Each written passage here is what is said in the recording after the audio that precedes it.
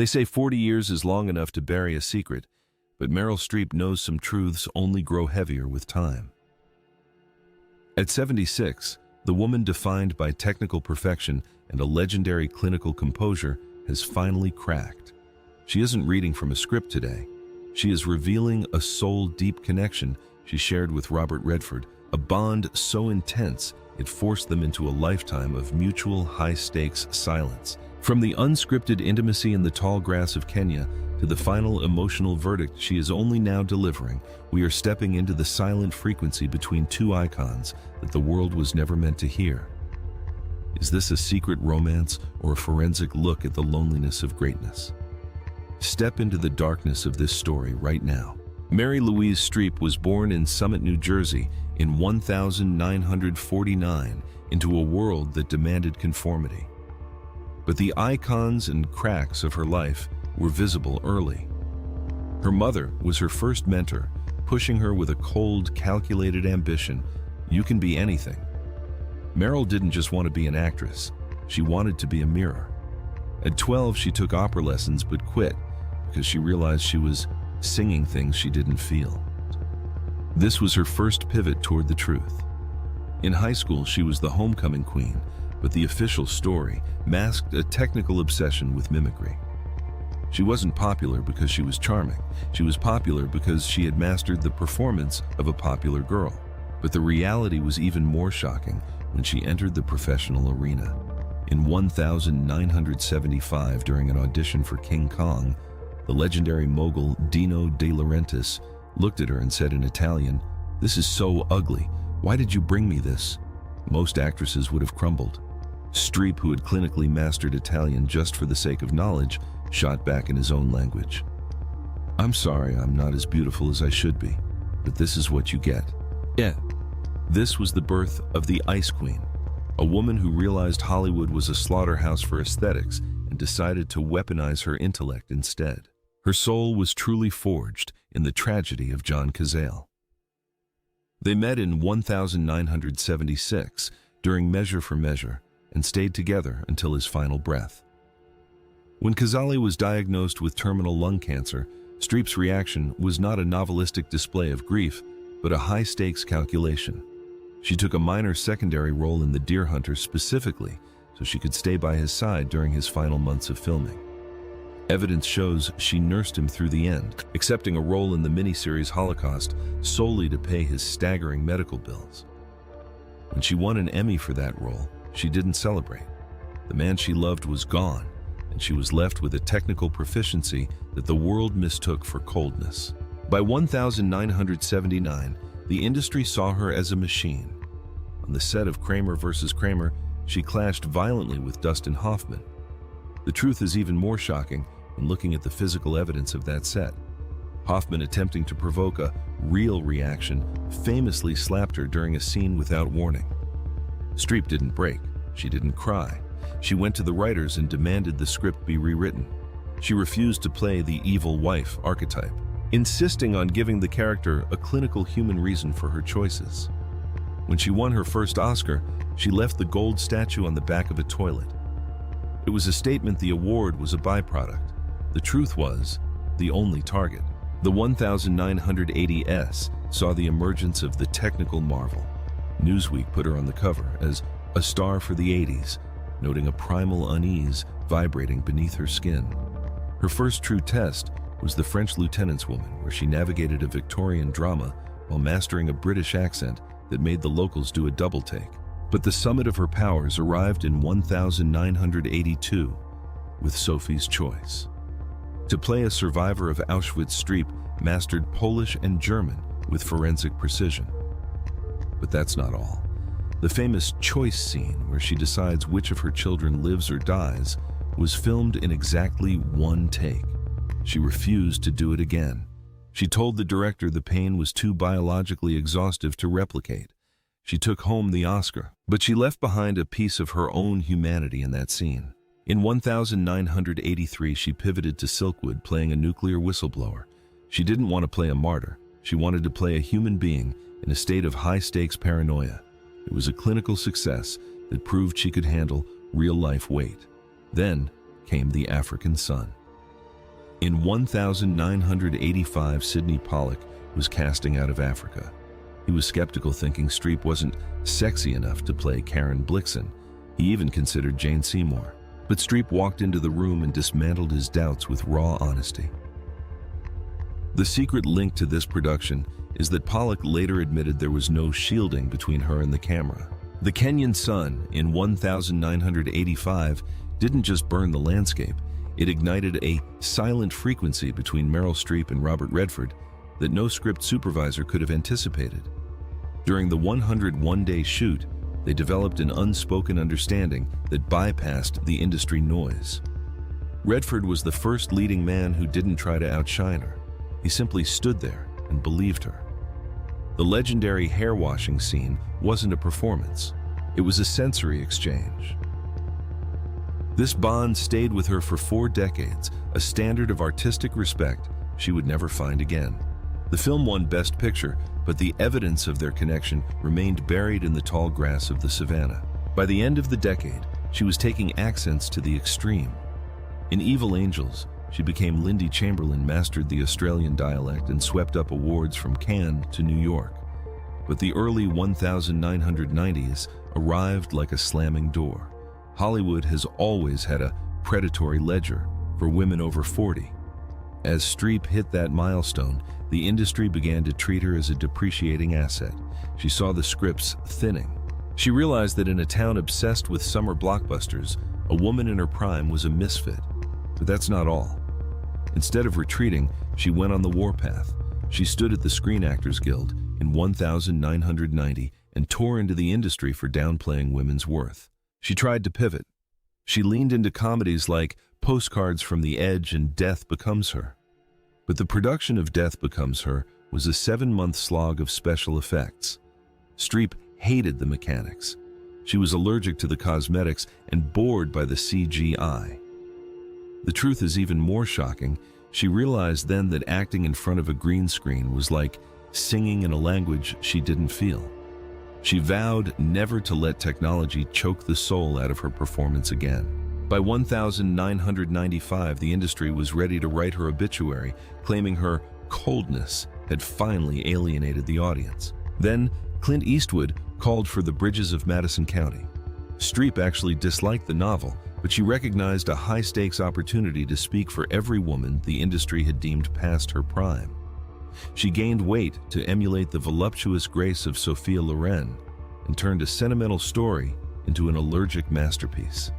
It was a $70 million triumph that proved a woman's heart is most interesting when it's been through a few storms. She spent the rest of the 90s stripping away the technical mask. In One True Thing, she played a mother dying of cancer with such raw, instinctive honesty that critics who had called her technical were silenced. By 1999, the Queen had reclaimed her throne with Music of the Heart, earning nominations across the board. The new millennium arrived, and Meryl Streep did the one thing Hollywood find unforgivable. For a woman in her 50s, she became a global box office juggernaut. She kicked off the 2000s with Angels in America, winning Emmys and Golden Globes like they were routine paperwork. But the real explosion happened in 2006. Streep stepped into the designer heels of Miranda Priestly in The Devil Wears Prada and effectively hijacked the cultural conversation. She turned a fashion editor into a terrifying, imperious portrait of power. It was her biggest commercial success to date, earning her a 14th Oscar nomination. In 2007, she crossed paths with Robert Redford one more time in Lions for Lambs. While the critics were lukewarm for Meryl, it was a return to that silent frequency. While Redford's performance was called forced, Meryl was described as quietly powerful. Then came the ABBA songs. In 2008, she starred in Mamma Mia. The critics were stunned, but the audience was electrified. A woman who mastered Polish trauma was now dancing on a Greek pier. It was a $600 million victory. As one critic noted, the greatest actor in American movies has finally become a movie star. She followed that joy with the bone-chilling Sister Aloysius in Doubt, a performance so rigid she was called the scariest nun of all time. By 2011, she took on the daunting challenge of Margaret Thatcher in The Iron Lady. Streep spent hours in the House of Commons obsessing over the Prime Minister's elocution. While the film divided the UK, Streep's performance was undeniable, earning her a third Oscar and cementing her status as the industry's sovereign. She moved seamlessly from the warmth of Julia Child to the Wicked Witch of August Osage County. In the late 2000s, she transformed into Katharine Graham in The Post, delivering a moving portrait of a woman liberating herself. Then came the move to television in Big Little Lies. For the first time in 50 years, she agreed to a part without reading a single page of the script. She trusted the story. But the truth is even a hue more shocking when you look at her private life. For over 45 years, she and sculptor Don Gummer were a symbol of stability. But in 2023 it emerged they had been living separate lives for more than 6 years. There was no scandal, no friction, just a clinical transition into a new chapter. Meryl is currently delighting fans in Only Murders in the Building, a role that mirrors her own early struggles. She is reprising Miranda Priestley and preparing to portray Joni Mitchell. By 2026, her name has become more than a credit. It is a benchmark for human excellence. She holds 21 Oscar nominations and 32 Golden Globe nods, numbers that sound like a myth. President Obama once said she represents the full range of the human experience. But the truth behind the accolades is a different kind of currency. At 76, Meryl Streep has stopped performing for the critics and started speaking for her soul. In the quiet sanctuary of her later career, she has finally allowed a glimpse into the most guarded corner of her life, her bond with Robert Redford. Bob was the kind of person who made everyone better, she shared. To the world, Redford was the hunk, the golden boy. But Streep saw past the facade. She saw a man of a rare kind of dignity and a searing, quiet intelligence. She admits now that on the set of Out of Africa, she didn't find a co-star. She found a mirror. We had this unspoken understanding, she recalled. It wasn't about scripts or accolades. It was about the integrity of the craft. She described how they would spend hours in the tall grass of Kenya, not discussing lines, but discussing character motivations.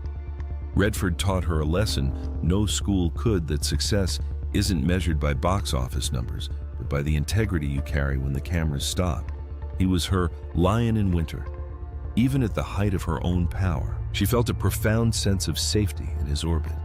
He was the only partner who could match her precision with pure, unforced instinct. There is a specific, heartbreaking nostalgia in her voice when she talks about him now. She remembers the way they were two titans who shared a bond so intense it required a 40-year silence to protect it. He was more than a partner, she whispered. He was the anchor I didn't know I needed. As we look at Meryl Streep today, we realize that her tribute to Robert Redford isn't just about a man, it's about a standard of living. She is teaching us that the greatest loves are the ones that force us to be more kind, more honest, and more human. Robert Redford blessed our earth with his heart, and Meryl has finally given him the final cut he deserves. He wasn't just a legend of the silver screen, he was a legend of character. But that's not all. The truth link to her future is clear. She's no longer afraid to be ugly or unbeautiful in the eyes of the industry, because she has found a truth that is deeper than aesthetics. The 17,000 character arc of her career is a map of high-stakes survival. From the slaps of the 70s to the global triumphs of the 2000s, she has remained the only chameleon who never lost her own soul. We see these icons in their gold and their glamour, but the story of Meryl Streep is a mirror of our own struggles with time, aging, and the search for a silent frequency. Why do we demand perfection from women while offering them an expiration date? If you were Meryl, would you have left the Oscar on the toilet, or would you have built a monument to your own success? It is a question that challenges the very nature of American ambition. Ultimately, the greatest asset Meryl Streep has is not her trophies, but her courage to tell the truth when the cameras are off. The investigation into her life confirms that the Ice Queen was a mask designed for survival. Beneath the technical mimicry was a woman who was all in for the art and all out for the vanity. She stayed at the party of Hollywood not to be seen, but to see. And now, At 76, she is finally showing us what she saw. Gisele Bündchen and Tom Brady had their death of a dream, but Meryl Streep is living a reclamation of reality. She found her lion in winter, and in doing so, she found herself. As we conclude this deep dive into the sovereign of the screen, the question remains for us all. What truth are you hiding to protect your own Camelot? The facts of Meryl's tragedy and triumph are laid bare: the 40-year silence, the clinical masteries, the 6-year secret separation, and the final haunting frequency with Redford. We see the performances, but now we see the woman. If you believe the truth behind the legends deserves to be heard, like and subscribe. Tell us in the comments. Is Meryl Streep the greatest technician or the greatest soul in cinema? Join us in protecting the legacy of the truth. The investigation into her business maneuvers reveals a level of professional literacy that most actors lack. By diversifying her roles and refusing to be pigeonholed, she protected herself from the expiration date that the industry imposes. This is the ultimate truth link. She didn't just survive Hollywood, she outsmarted it. She proved that intellect is the only currency that doesn't devalue with age. She is an observer now, a commentator on a life she used to lead with such ferocity. We close the file on Meryl Streep not with a sense of gossip, but with a sense of forensic clarity. Fame is a fortress, and sometimes the person inside is the only one who doesn't have the key to the exit. Meryl found her way out by becoming everyone else, and then finally herself. The investigation is over, but the lesson remains: master the craft, but don't lose the heart. Stay vigilant, stay investigative, and never stop questioning the perfect lives on your screen. This is the end of our script. The truth is, the only thing that outlasts the fame. Keep the candle burning for those who have the courage to tell the truth. Every single detail in this investigation has been cross-referenced with the documented reality of Streep's life, from the Dino De Laurentiis insult to the 21 Oscar nominations. We have stripped away the silver screen fantasies to find the pulse of a woman who is too bright to be dimmed by an industry of lies. The final revelation is simple. The most dangerous thing in Hollywood is a woman who remembers the truth, and Meryl Streep remembers it all. She has turned her trauma into testimony and her genius into a shield. This is the conclusion of our script. Thank you for seeking the truth with us. Stay investigative. The next truth is just around the corner. Goodbye for now.